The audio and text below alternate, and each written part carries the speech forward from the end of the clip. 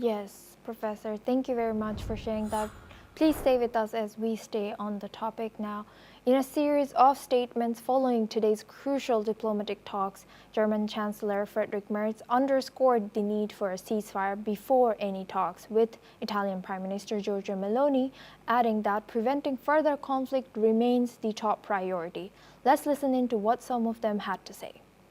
Enfin, si ce processus était refusé, nous sommes aussi tous d'accord pour dire qu'il faudra augmenter les sanctions et en tout cas avoir une posture qui mette plus de pression sur la partie russe pour revenir sur le terrain des négociations. Voilà en substance ce qui a été acté aujourd'hui.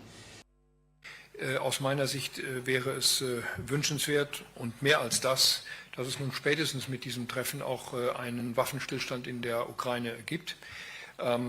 Präsident Zelensky hat das auch seinerseits zum Ausdruck gebracht, dass er sich kaum vorstellen kann, zu einem solchen Treffen mit Putin zusammenzutreffen, ohne dass es eine Feuerpause gibt. Yeah, well, today's meeting was good and constructive, and there was a real sense of unity between the European leaders that were there and President Trump and President Zelensky.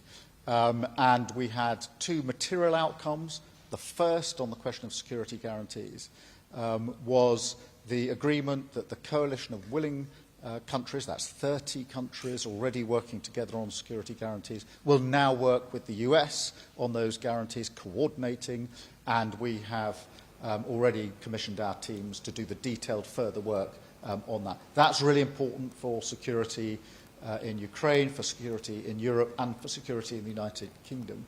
The other material outcome was the agreement that will now be a bilateral agreement between President Putin and President Zelensky.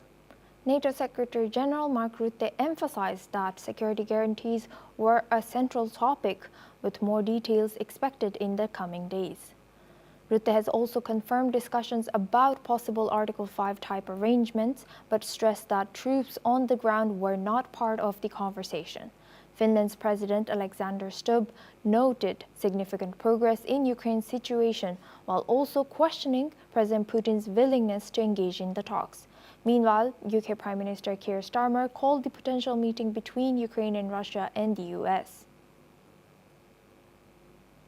Now we go back to our guest discussion with Professor Jim Rice. He's a professor of international law. Thank you, Professor, for staying with us. Now, yes, you've also mentioned that in our discussion that it's not only about giving land, it's the people, culture, language, everything involved there. Right.